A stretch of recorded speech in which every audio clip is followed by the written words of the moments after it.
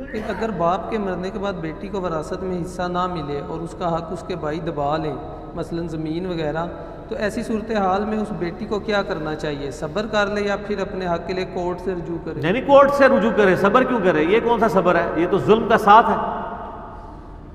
ये आपका बुनियादी हक है। लोग यानी इस मामले में शर्म महसूस कर रहे होते हैं, और अक्सर बहनें कहती हुई नजर आ रही होती हैं कि या भरा रख लिए जदाद रख लिए। वो कहती है अगर हम जदाद लेते हैं तो भाई हाथों से जाता है, तो लानत भेजो ऐसे भाई के ऊपर जो दुनिया का कुत्ता है। उसको क्यों रखना चाहती हो? वो तो फिर बाद में भी किसी बात में नाराज हो जाएगा। तो जो बाद में होना है अभी जान छोड़े। लेकिन औरतों के साथ एक इनसिक्योरिटी लगी होती है, वो ये है कि औरत को अगर तलाक हो जाए तो उसे तो माँ बाप की तरफ ही जाना होता है। तो माँ बाप फौत हो चुके हो तो किधर जाएगी? भाइयों की तरफ। तो सर ये भी माशरे का एक तल्ख पहलू है ना।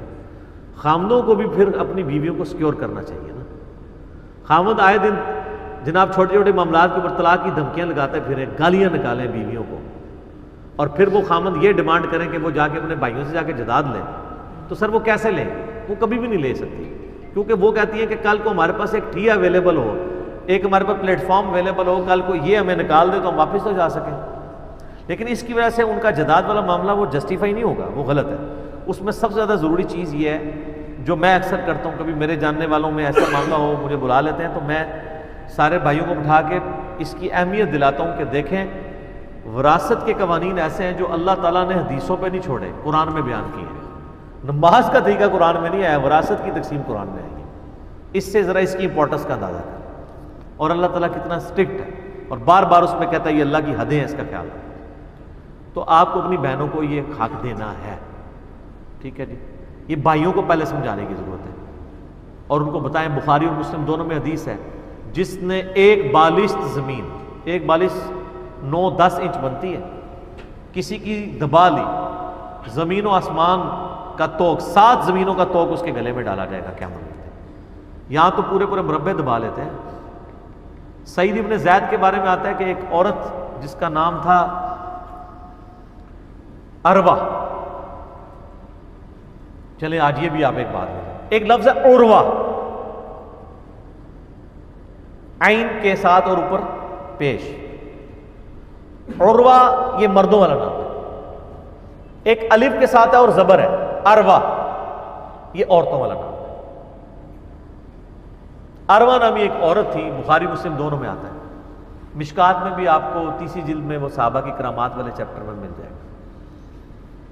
उसने मरवान बिन हकम गवर्नर मदीना के दरबार में सईद इब्न ज़ैद हज़रत उमर के बहनोई अशरा मुबशरा में से, और ये वही है जो अशरा मुबशरा वाली हदीसें भी सुनाते होते थे आले उमैया को जाके, ये वो सईद इब्न ज़ैद।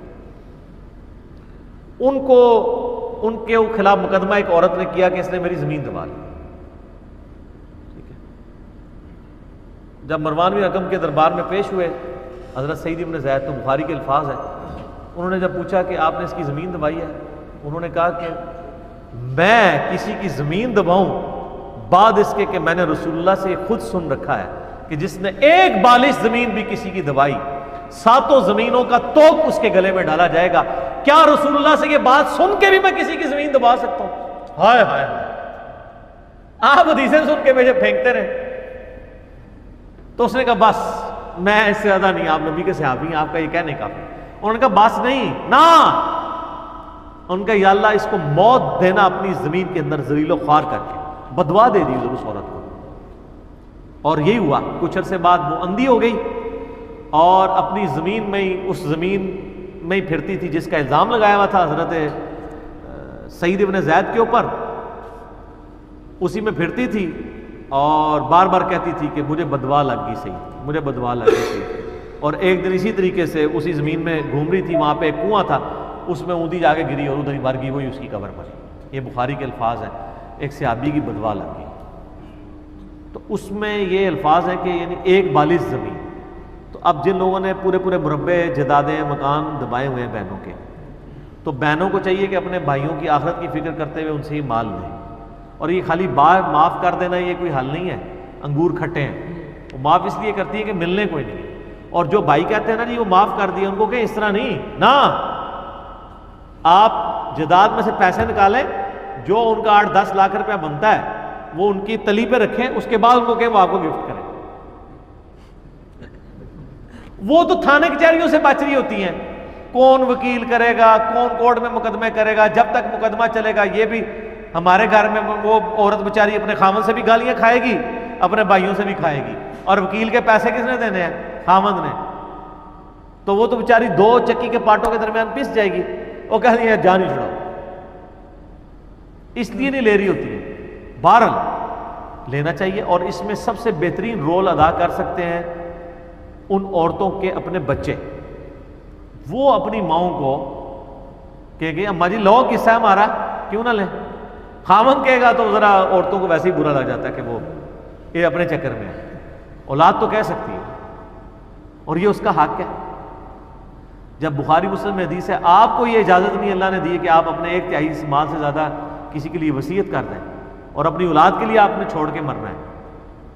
तो वो जो आपके नानी नाना मरे हैं, तो वो अपनी पूरी औलाद के लिए छोड़ के मरे हैं ना, कि सिर्फ अपने बच्चों के लिए छोड़ के मरे हैं, बच्चियों के लिए नहीं मरे। लेकिन इसमें एक जरा थोड़ी तल्ख हकीकत है, जो एक मिस यानी कैलकुलेशन हो रही है इसमें। अमूमन जब बच्चियों को ब्याह देते हैं ना लोग, तो उनको जहेज इतना दे देते हैं कि वो कहते हैं बस इसी में विरासत कवर हो गई। हालांकि जहेज अलग से चीज है, विरासत तो मरने के बाद तकसीम होती है, जिंदगी में तो हिब्बा होता है, और वसीयत भी होगी मरने के बाद अदर देन वारिस के लिए। बुखारी में वारिस को तो वो मिलना है जो सूरह निसा के दूसरे रुकू में लिखा है, मसला 22 मेरा रिकॉर्डेड मौजूद है। तो ये भी ज़रा गलत एटीट्यूड हो जाता है। अपनी ज़िंदगी में ही ना ज़रा औलाद को सही तरीके से वसीयत करनी चाहिए कि भाई ये ज़्यादती बहनों के साथ नहीं करना। अब लोगों में एजुकेशन आ रही है कि लोग इस हवाले से कोशिश करते हैं और अपना हक लेते हैं भाइयों से, लेकिन वो थाने कचहरी हैं, फिर भाई नहीं रहते साथ। भाई भी देखो किड्डी पैड़ी शहर है कि वो बहन जो हक मांग रही है, इसके अगेंस्ट कभी आप बहनों को नहीं देखेंगे कि वो अपने भाइयों के साथ बुरा सलूक करें। वो हमेशा पैसिव मोड में ही रहती है, ठीक है, बुरे वक्त में काम आ जाती है। लेकिन ये भाई जो है ना, ये बदमाशी पे उतरे हुए, निकल जाएगी सारी बदमाशी। कोर्ट में जाएं, अदालत के दरवाजे खुले हुए, और ये अब तो माशाल्लाह काफ़ी बेहतर मामला है। वो ये दीवानी मुकदमात वो और होते हैं जो चलते हैं, ये वाले मामले टैकल हो जाते हैं। जो बिल्कुल फर्स्ट हैंड नॉलेज वाला आपको जदाद वाला मसला, ये ज़्यादा अरसा नहीं चलता। वो जब होना कहीं वो बहुत सारे चाचे ताए हैं और आपने पहले कहीं जदाद तकसीम नहीं की थी, आपके अब्बा जी भी मर गए, दादा भी मर गए, और परदादे से तकसीम नहीं हुई थी, उसमें वो वारिस बहुत ज़्यादा होते हैं, उसमें ज़रा ज़्यादा साल लग जाते हैं। अदरवाइज एक यानी बंदा मरा है और उसके आगे बच्चे बच्ची हैं, वो ज़्यादा अरसा नहीं लगता, तकसीम हो जाता है। और उसमें सबसे आसान तरीका ये है कि जदाद को बेच के रकम में लिक्विडेट करवाया जाए और फिर तकसीम की जाए। ये जो कर देते हैं ना, ये फलां मकान उसका, फलां उसका, उसमें भी ऊंची नीची हो जाती है। बास का एक मकान की उतनी वर्थ नहीं होती है, तो उसके लिए फिर मुझे अगले दिन किसी ने बुलाया था, तो मैं उनको कह रहा था इस तरह नहीं ना, मैंने कहा मकान की कीमत लगवाएं। वो कहता नहीं हम खुद लगा लेते हैं। मैंने कहा आपकी एक्सपर्टीज है, भाई बैठ के लगा रहे हैं मकान की कीमत और देना बहन को हिस्सा है, तो कम पा रहे होंगे ना। मैंने कहा इस तरह नहीं है, ये इसकी फील्ड के एक्सपर्ट 3-4 प्रॉपर्टी डीलर बुलाएं, वो उसकी रियल वैल्यू आइडेंटिफाई करें कि ये इतने का बिकेगा, उस कीमत के ऊपर अपनी बहनों को दें। ये नहीं है कि मकान 27 लाख है और एक भाई कहना चलो जी मैं 15 लाख का खरीद लेना, ऐ करदा एक विच बड़ा बदमाश जेड़ा होता है ना, वो कहना जी चलो मैं खरीद के बाकी भैनों मैं हिस्सा दे देंगा। वो बदमाश क्या करता है, वो 25 लाख का मकान 15 लाख का ले लेता है। एक ये एहसान भी करता है कि जी चलो घर ही रह गया जी, अब्बा जी दी देखो जी जदाद घर की निशानी घर रह गई, वो निशानी के जनाब अब्बा जी की रूह पे तड़पाना होता है, घर की निशानी घर रह गई है। बहनों के पास इतना पैसा नहीं होता कि वो 15 लाख का खरीद लें, या अगर वो खरीदना भी चाहें तो वो बेचारी फिर भी पैसे मॉड में रहेंगी, भाइयों के नीचे ही दबी रहती हैं। तो इस वजह से जो है ना, वो फिर हमें अपने बेसिक ह्यूमन राइट्स भी जो हमें कम से कम पाकिस्तान का आइन देता है, वो भी तो हमें कोई नहीं ना वाकफियत। छोटे मोटे मसले बन जाएं तो हमें वकील के बगैर हम ज़ाहिर है आगे मामलात को लेके नहीं चल सकते। अपने हुकूक भी तो सीखने चाहिए ना। वैसे तो हुकूमत का काम है कि वकील भी करके दे, ताकि वकीलों की यानी ये जो फीसें इनसे भी जान छूटे, और इन्होंने जो बदमाशी मचाई हुई है उससे भी यानी एक जान छूटे। तो फ़ौरन से पहले जी आप अपना हिस्सा डिमांड करें, बिल्कुल।